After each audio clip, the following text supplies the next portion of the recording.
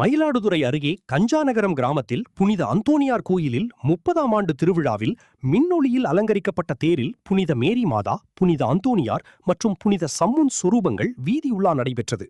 மயிலாடுதுறை மாவட்டம் தரங்கம்பாடி தாலுகா கஞ்சாநகரம் கிராமத்தில் புனித அந்தோணியார் ஆலயம் அமைந்துள்ளது.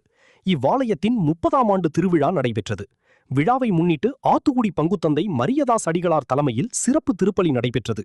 இதனைத் தொடர்ந்து மின்னொளியில் அலங்கரிக்கப்பட்ட 3 திருத்தேர்களில் புனித மேரி மாதா, புனித அந்தோணியார் மற்றும் புனித சம்முன் சொரூபங்கள் தனித்தனியே எழுந்தருளச் செய்யப்பட்டு வீதியுலா நடைபெற்றது. வீடுகள் தோறும் பொதுமக்கள் மெழுகுவர்த்தி ஏற்றியும் மாலை அணிவிட்டும் வழிபாடு நடத்தினர்.